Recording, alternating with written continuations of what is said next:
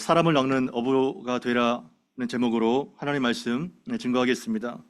우리가 지난주에 이방 땅, 마치 버려진 땅과 같은 갈릴리에 하나님께서 그 땅을 주목하시고, 그리고 예수께서 그것을 거점으로 하나님 나라 운동을 시작하시는 것들을 보게 되었죠. 그리고 첫 일성 회개하라, 천국이 가까웠느니라, 이 말씀을 통해서 본격적으로 하나님 나라가 시작되는 것을 보게 됩니다. 오늘 본문은 그 어부들을 부르시는 그러한 예수님의 사역을 보게 되는데요. 회개하라, 천국이 가까웠느니라, 이 하나님 나라, 이 천국과 그리고 바로 그 선포 뒤에 제자의 공동체를 부르시는 이것과 굉장히 긴밀한 연관성이 있다는 것을 보게 되죠. 그래서 천국이 그냥 관념적인 허상이 아니라 일상에서 경험적인 실상으로 맞닥뜨리게 되는 제자를 부르시는 그 첫 사역을 보게 되는 것이죠. 바로 예수님이 첫 번째 행보에서 어디에 집중하셨는가, 이것이 대단히 중요한데요. 예수님은 그 천국 복음을 선포하신 다음에 사람을 구하셨고, 그리고 동역자를 부르셔서 하나님께 하나님 나라를 세워가시는 것들을 보게 됩니다. 제자를 부르시는 것이 첫 번째 사역이었는데요. 우리 18절 말씀 같이 한번 읽어보겠습니다. 시작. 갈릴리 해변에 다니시다가 두 형제 곧 베드로라는 시몬과 그 형제 안드레가 바다에 그물 던지는 것을 보시니 그들은 어부라. 아멘. 갈릴리 해변을 거점으로, 가버나움을 거점으로 이제 사역을 시작하시고 해변을 다니시다가 두 형제를 주목하게 되는데요. 베드로라는 시몬과 그리고 그 형제 안드레가 그물을 던지면서 고기를 잡고 있을 때 예수님께서 그들을 불러주셨던 것입니다. 이들의 직업이 누구죠? 어부라고 소개하고 있습니다. 원래 안드레는 세례 요한의 제자였지만 예수께서 메시아이심을 알고 자기 형제 베드로를 그리스도께 인도를 하게 됐죠. 그래서 이 두 형제가 그리스도의 제자로 부름을 받게 됩니다. 어부가 나오는데요. 원래 어부는 이 구약적 배경에서 굉장히 네거티브한 의미를 갖고 있어요. 심판의 목적으로 이 어부와 낚시가 사용이 되는데요. 예레미야 16장 16절 이하를 한번 보면 좋을 것 같습니다. 같이 한번 읽어보죠. 시작. 보라, 내가 많은 어부를 불러다가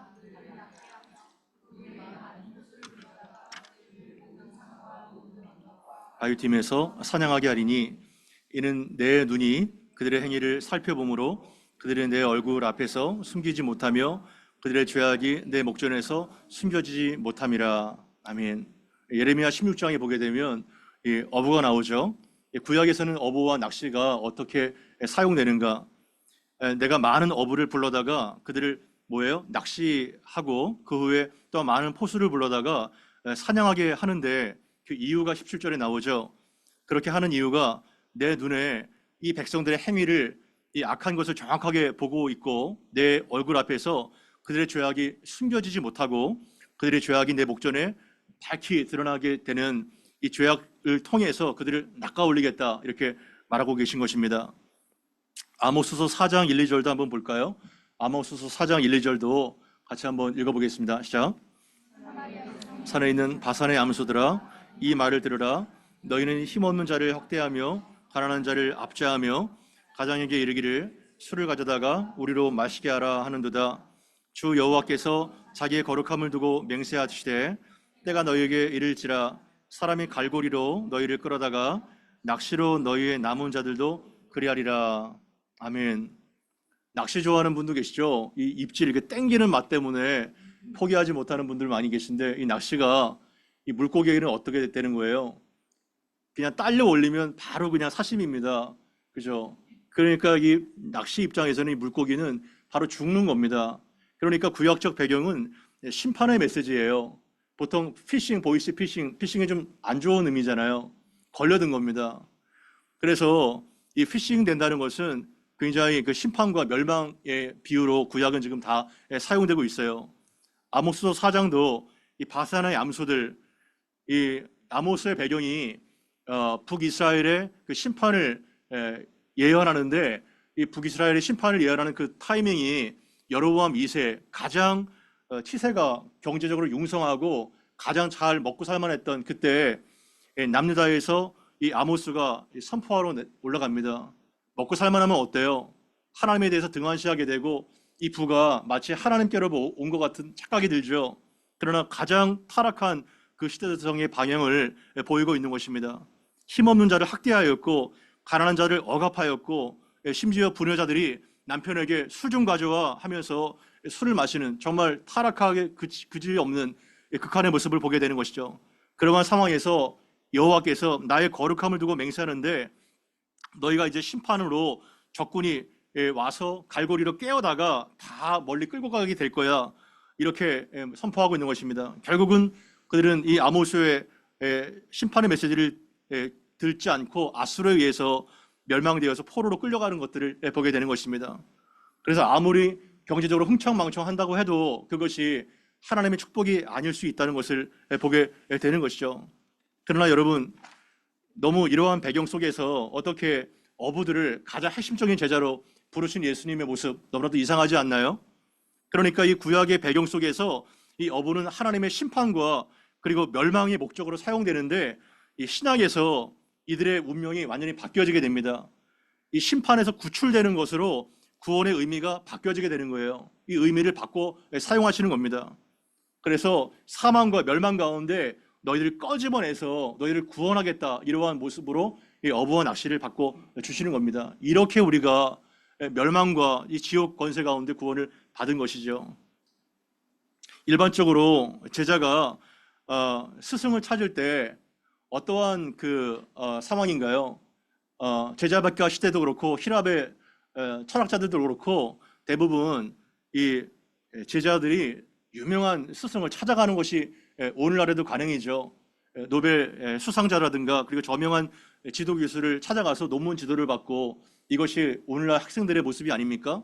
이처럼 일반적으로 제자가 스승을 배울 스승을 찾아가는 거예요. 그 비싼 수업료를 내고.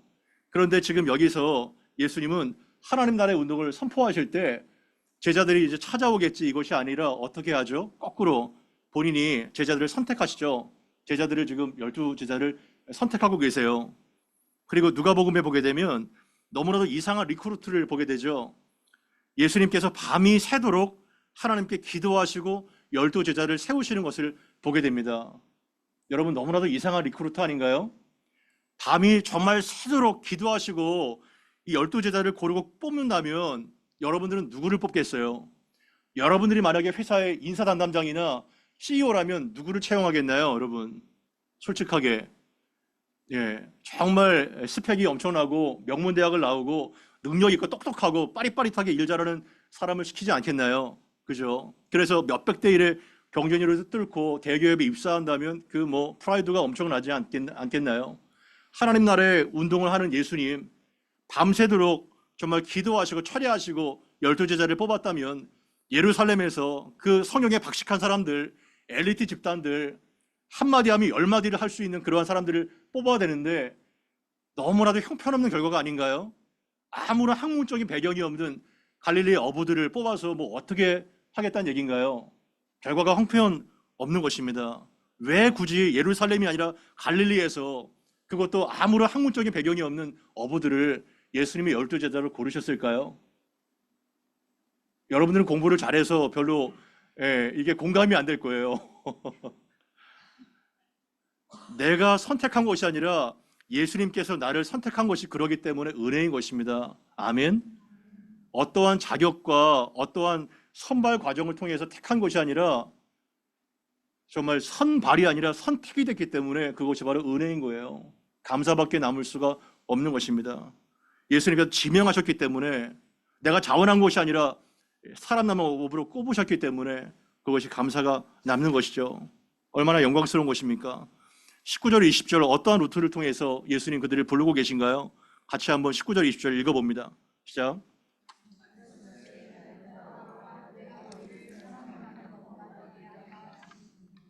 그들이 곧 그물을 버려두고 예수를 따르니라. 아멘.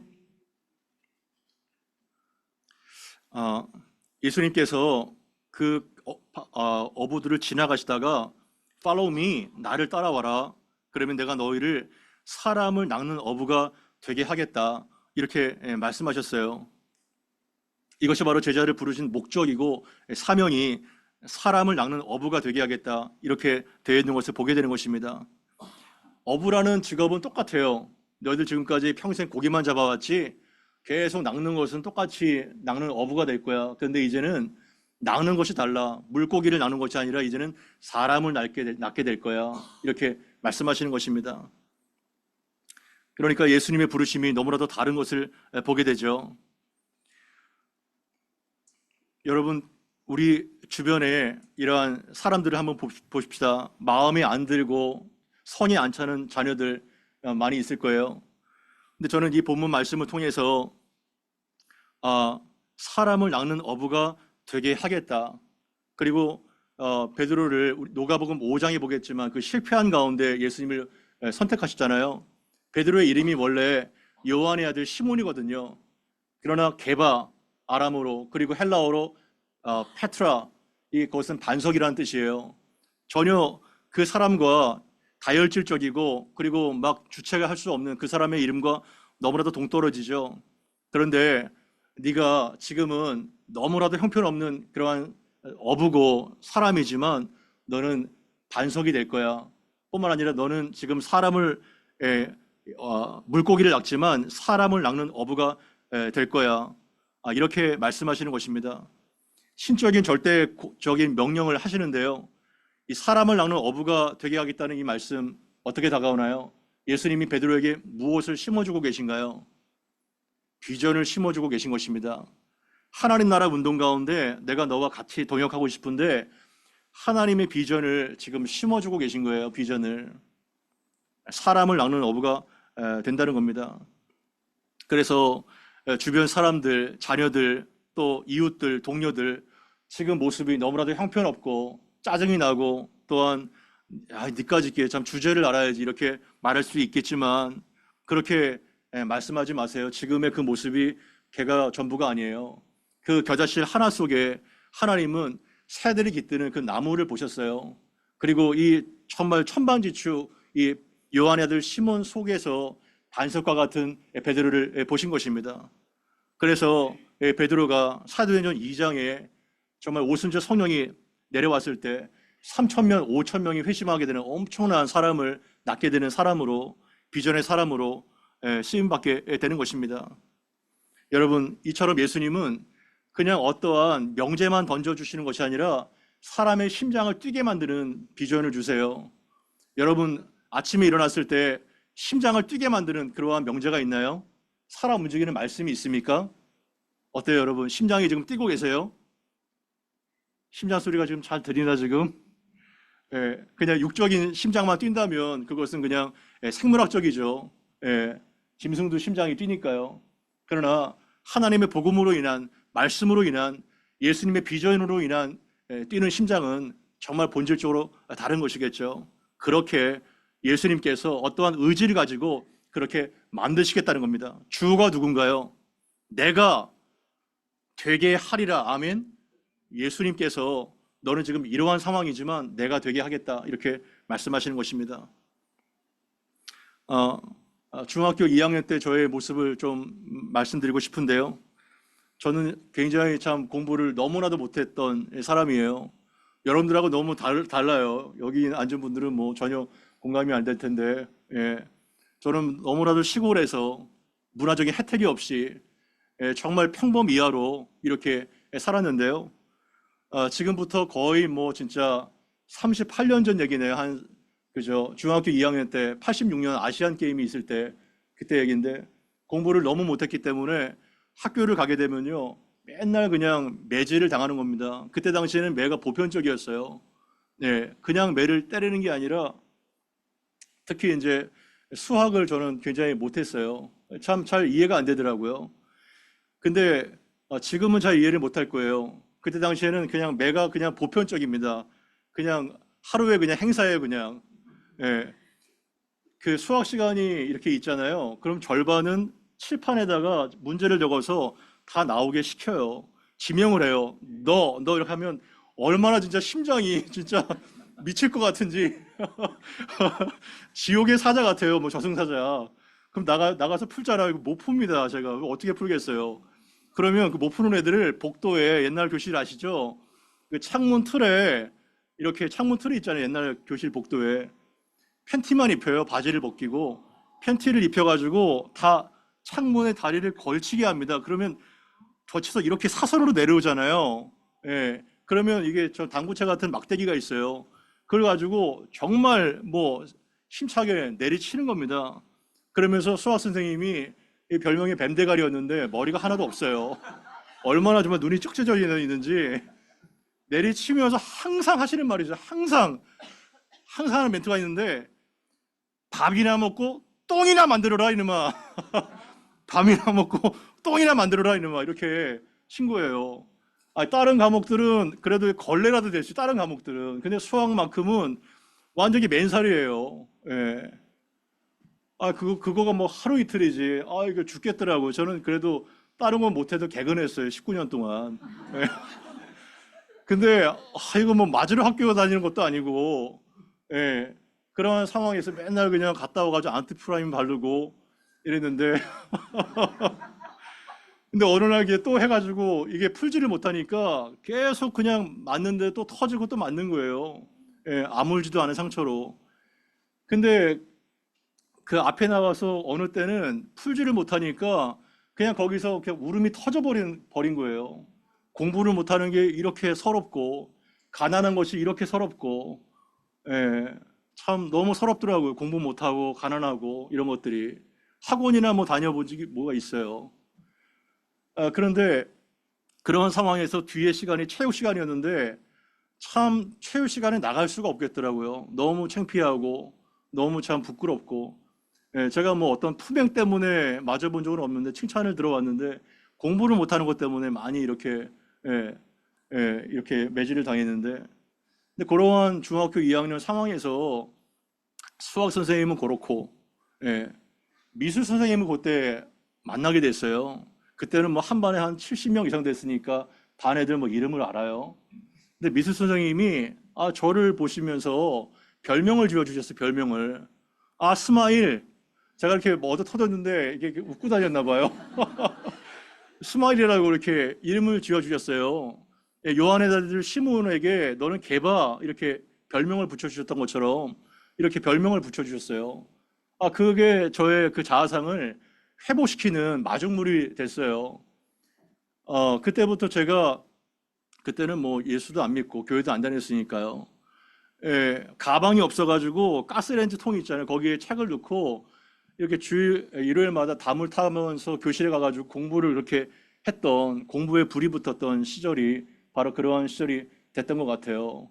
예, 저는 그때 86년부터 지금까지 38년 거의 40년이 되어 왔네요. TV를 보지 않았어요. 예, 지금 그렇게 하나님께서 어떤 계기를 만들어 주셨어요. 그래서 그때 보니까 그냥 성적이 그 이후로 그냥 수직으로 그냥 오르더라고요. 그냥 그렇다고 해서 뭐 제가 엄청난 데를 간 건 아니고 제 수준에서 제 수준에서 여러분 한마디 말이 중요해요. 여러분 대부분의 학생들이 있잖아요. 한 7, 80명. 교사와 또 사람과 여러분의 뭐 부모라도 한마디 말이 너무나도 중요한 거예요. 한마디 말로 사람의 인생을 살릴 수도 있고 죽일 수도 있어요. 그래서 뭐 망할 놈만 아니라 이 복 받을 놈 하면서 때리더라도 말을 잘 하셔야 돼요. 너무나도 김남준 선생님 TV는 사랑의 실고 그거 있으면 좀 나가고 싶더라고요. 예. 제가 뭐 어떤 배경인지 알지 못하지만 그 한 선생님의 그 따뜻한 배려와 그 말씀이 저의 인생을 달라지게 만든 거거든요. 그래서 예수님께서 이 갈릴리 어부들 맨날 그냥 그물만 던지고 그리고 누가복음 5장에 얼마나 실패가 많아요. 빈 그물 얼마나 상실이 컸겠어요. 그러나 예수님께서 비전을 심어주면서 너는 사람을 낚는 어부가 될 거야. 얼마나 감사했을까요? 여러분 다른 게 기적일까요? 지금 밥이나 먹고 똥이나 만들었던 제가 지금 선교사로 목사가 돼서 수십 년 동안 영혼을 살리고 사람을 낳고 구원으로 인도하는 이것이 여러분 기적이 아닐까요? 제 이름을 개명해야 될까요? 쉔 미라클로. 예. 다른 게 기적이 아니라 이러한 정말 멸망 가운데 이렇게 자신을 저주하면서 살 수밖에 없는 사람이 운명이 변화되고 가치관이 달라지게 되고 복음으로 인하여 변화된 삶을 살아가는 이것이 저는 기적이라고 생각해요. 아멘. 여러분들도 각자의 사도행전을 지금 쓰고 있을 거예요. 매일 성경을 지금 사도행전을 보고 있는데 성령 행전인 거예요. 성령 행전. 성령께서 여러분들을 펜대 삼아 여러분들의 행전을 지금 써나가고 계신 거예요. 우리는 29장에 계속해서 이어나가서 여러분들의 사도행전을 써나가시기를 바랍니다. 그래서 이것이 기적인 거예요. 나에게 오늘도 심장을 뛰게 만드는 비전이 있는가? 비전의 사람이 되시기를 바랍니다. 비전이 없으면요, 아무리 많은 소유가 있고 아무리 많은 권세와 인기가 많아도 죽은 인생입니다. 죽은 인생이에요. 그래서 하나님께서는 그 비전과 목적을 교정해 주세요. 너 지금까지 물고기만 계속 낚았지 이제부터는 사람을 한번 낚아봐. 직업이 그대로잖아요. 그런데 여러분들이 어떠한 직업이든 간에 뭐 어카운팅을 하게 되건 교사를 하게 되건 뭐 어떠한 직업이든 간에 그것을 통해서 영혼에 대한 관심이 들어와야 되는 거예요. 영혼에 대한 관심이, 사람을 귀하게 여기는 관심이 들어와야 됩니다. 그것이 바로 예수를 믿는 사람인 거예요. 더 나아가서 21절, 22절에 같이 한번 읽어보겠습니다. 시작. 거기서 더 나가시다가 다른 두 형제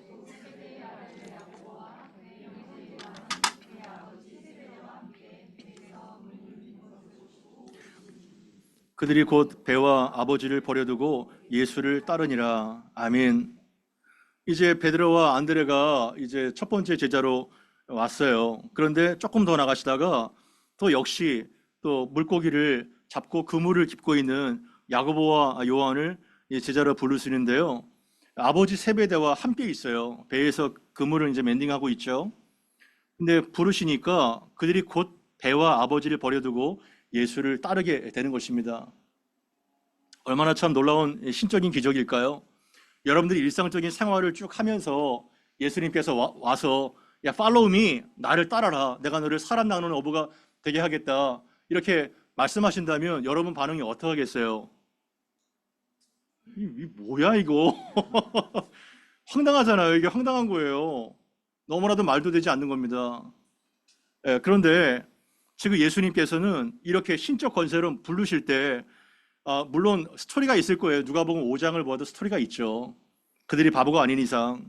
그런데 예수님 앞에 부르셨을 때 그들이 곧 그물 그리고 곧 배와 아버지를 버려두고 예수님을 따랐다는 것이 너무나 중요하다는 것입니다.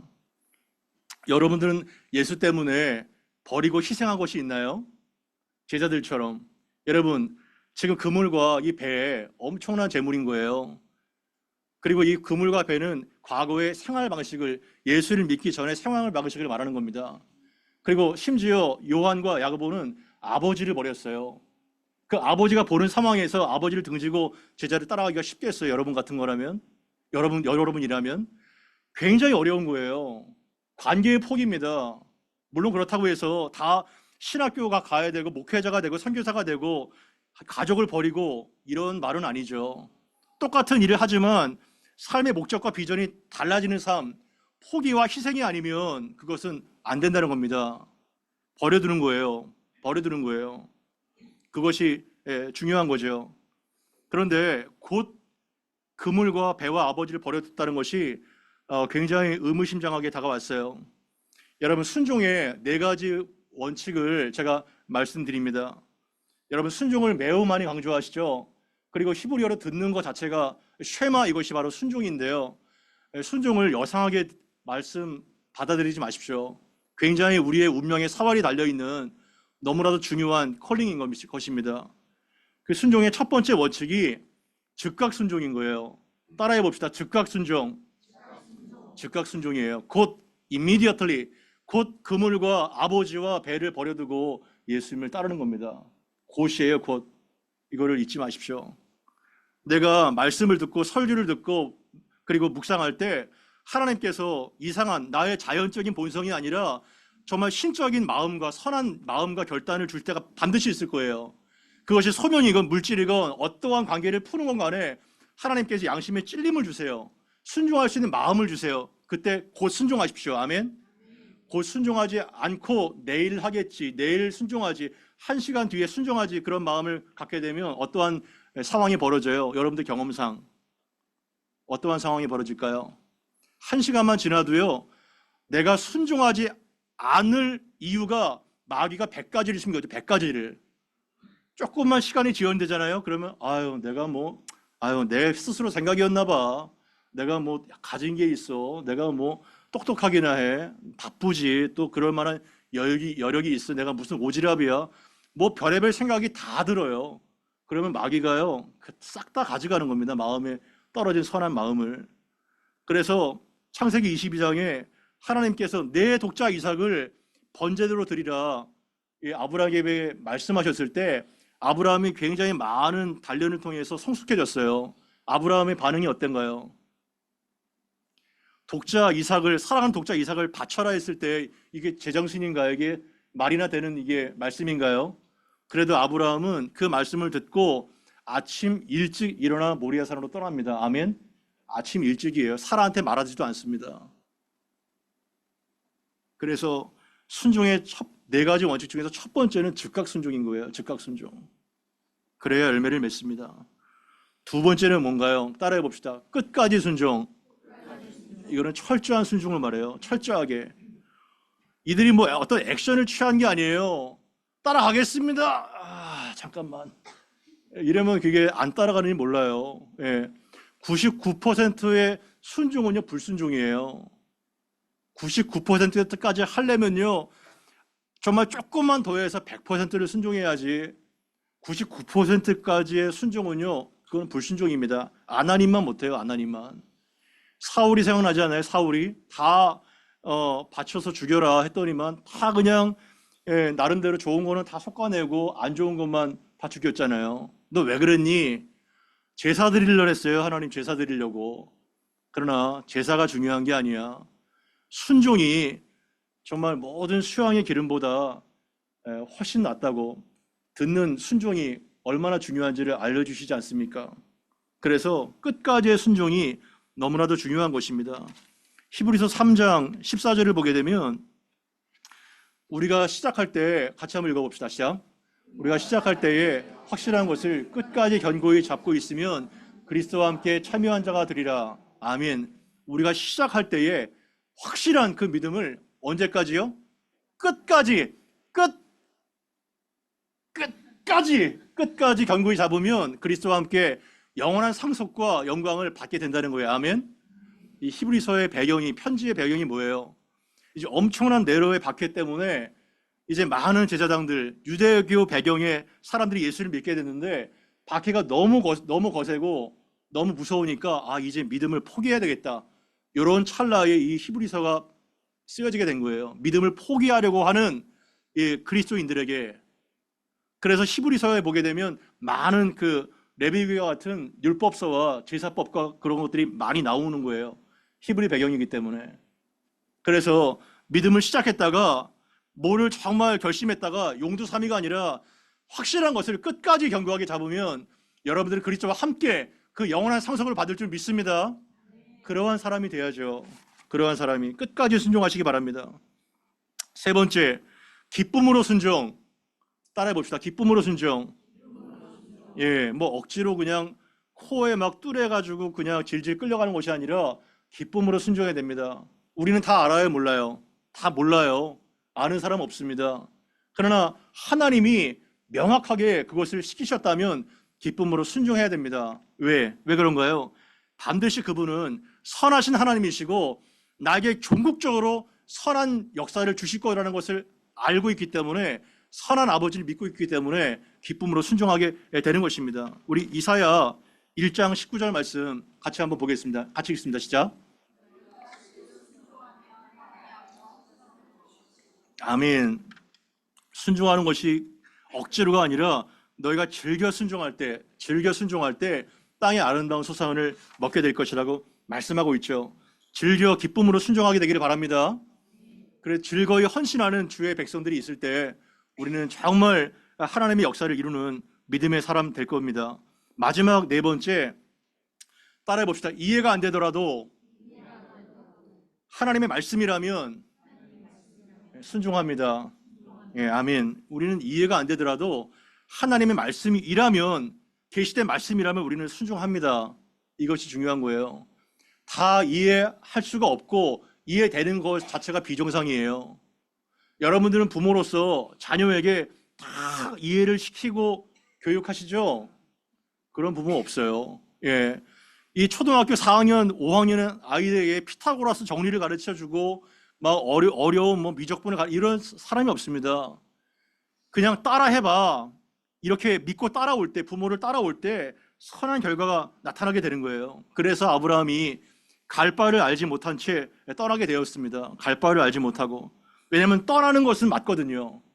그래서 순종하다 보면 이해가 되는 겁니다. 왜냐하면 물떠온 하인들은 그 출처를 알게 되거든요. 연회장을 몰랐어요. 그러나 순종한 물떠온 하인들만 이것이 얼마나 극상품의 포도주인지를 순종한 자만이 누리게 되고 알게 될 것입니다. 여러분, 이 네 가지 원칙을 잊지 마시고 순종을 통해서 그리스도의 제자로 준비되는 쓰임받는 여러분들 되길 바랍니다. 하나님 나라에서 가장 중요한 것이 있다면 여러분들은 무엇을 꼽겠나요? 다 다를 거예요, 답이.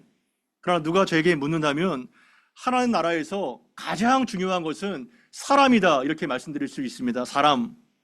그래서 그리스도 예수처럼 우리는 사람을 세우는 교회인가? 우리 교회가 정말 지향하는 바가 사람을 고치고 세우고 파송하는 이러한 사역이 될 것입니다. 말씀과 성령으로 사람을 뜯어 고치고 훈련과 기도로 사람을 세우고 세상과 열방으로 직장 가운데 사람을 보내는 사역, 이것이 바로 저희 교회가 지향하는 가치인 것입니다. 믿음 생활을 하다 보면 이래서 못해요, 저래서 못해요 많이 얘기하죠. 재정이 없습니다, 조직이 없습니다, 능력이 없습니다. 다 핑계입니다, 여러분. 재정과 조직과 능력과 건물과 프로그램보다 더 중요한 것이 뭐냐면 사람인 거예요. 사람의 가치인 것입니다. 여러분, 사람이 그만큼 중요하다고 믿고 계신가요? 옆에 있는 사람 좀 쳐다보세요, 한번. 그리고 끝나고요, 그냥 가지 마세요. 교제하다 가세요. 안부라도 묻고 가세요.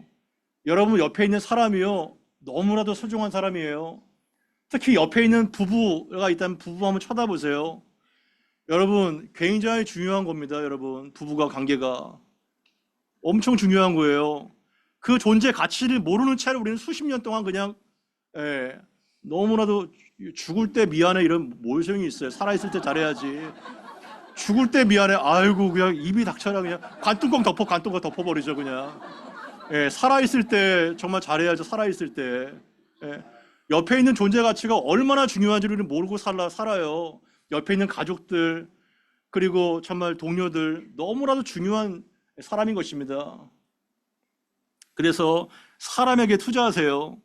예수님께서 하신 일이 바로 사람을 세운 겁니다. 여러분, 천지를 창조하시고 그 영구나 영종하신 에버라스팅 파더가, 그리고 평강의 왕께서 오셨는데 그분이 얼마나 많은 언어와 그 소스를 알고 계셨겠어요. 책을 써도 한 수천 권을 쓰셨을 거예요. 책 한 권 남긴 게 있어요, 예수님의 저자로. 그리고요, 예수님께서 성전을 헤롯 성전과 비교가 되지 않을 정도로 엄청나게 멋들어지게 지을 수 있어요. 그분이 목수기 때문에. 성전 짓지 않습니다. 교회 건물이 아니라 그 교회를 구성하고 있는 사람이 중요한 거예요. 그리고 예수님께서 뭐 웨슬레처럼 감리교 교단을 지금 만드셨나요? 조직을 만드셨어요? 하나도 해놓은 게 없어요. 유일하게 딱 한 가지 뭘 하셨어요? 승천하시기 전에 남긴 게 12제장 딸랑 그냥 남긴 게 답니다. 12제자. 그것도 다 겁에 집어먹어가지고 다 도망가고 배신한 그 싸가지 없는 12제자가 다예요. 근데 그 싸가지에 오순절 성령이 부어지니까 양이 정말 불을 토하는 사자로 변화가 된 거예요. 아멘? 그래서 신약의 교회가 탄생되었고 그 남은 불씨로 인해서 지금 지구상의 수십억이 예수를 알게 된 거예요. 사람에 투자하십시오. 사람에 투자해야 됩니다. 결국은 사람이에요. 제가 선교를 하기 전에 어떠한 말씀의 불이 저를 지폈냐면은 바로 창세기 12장 1절 3절 말씀이 저의 가슴에 불을 지펴놨어요. 잘 아시잖아요. 그죠? 창세기 12장 1절. I will make you a great nation. 내가 너를 반드시 열방의 아비를 삼을 거야. 그리고 I will make your name great. 내가 너의 이름을 창대케 할 거야. 다 주어가 누구예요? 하나님이에요. 여호와 하나님께서 I will make, 오늘 말씀처럼 이것처럼 살아남는 것처럼, I will make you fishers of men. 다 여호와 예수님께서 너를 이끌어서 네가 하는 것이 아니라 내가 성령을 부어주셔서 너를 그렇게 만들고 말 거야. 그것이 바로 저의 마음을 불을 지게 놓은 것입니다.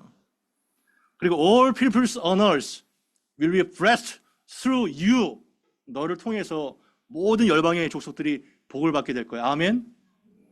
이것이 여러분들의 심장을 뛰게 만들면 안 될까요? 이것이 여러분들의 심장을 뛰게 만들어야 됩니다.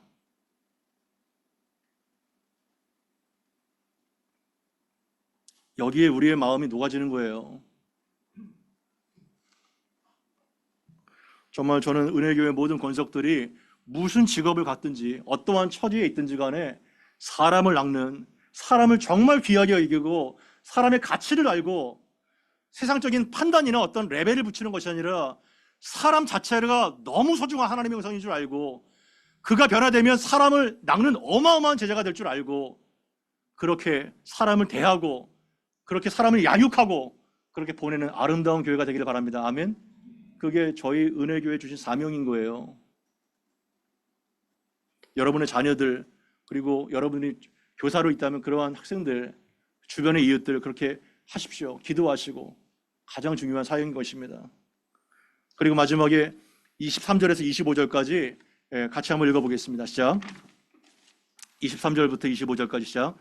예수께서 온 갈릴리에 두루 다니사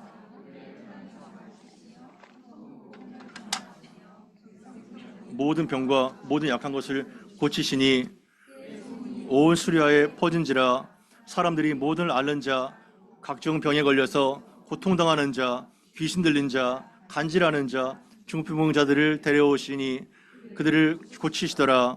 갈릴리와 데가볼리와 예루살렘과 유대와 요단강 건너편에서 수많은 무리가 따르니라. 아멘. 요 23절에서 25절까지는 앞으로의 그 사역이 어떻게 전개될지를 잘 요약하고 있는 서머리예요. 여기 23절에 보면 특히 이 분사 형태로 동사가 세 가지가 나오죠. 그죠? 예수님께서 이제 앞으로 어떻게 하나님 나라의 운동을 펼칠 것인가, 그 핵심적인 동사가 세 가지가 나와요. 그것이 뭐냐면 그들의 여러 회당에서 뭐예요? 가르치시며 티칭이 나옵니다. 그리고 천국 복음을 전파하시며 프로클레이밍이 나와요. 그리고 모든 병과 모든 약한 것을 고치시니 힐링이 나옵니다. 이 세 가지가 예수께서 이 땅 가운데 행하실 이러한 사역의 전체적인 서머리입니다. 그래서 하나님의 율법의 말씀을 티칭하시고 천국의 복음을 프로클레이밍 하시고 모든 병과 정말 연약한 가운데 신음할 수밖에 없는 약자들을 고치시는 힐링의 사역, 이것이 바로 예수님의 사역이요 그리스도의 제자된 우리의 사역이요 우리 인생의 목적이 바로 세 가지 다 함축되어 있는 것입니다. 이것이 놀랍게도 9장 35절에 보게 되면 이 똑같은 말씀이 또 나옵니다. 마태복음 9장 35절에 보게 되면 같이 한번 읽어보겠습니다. 시작.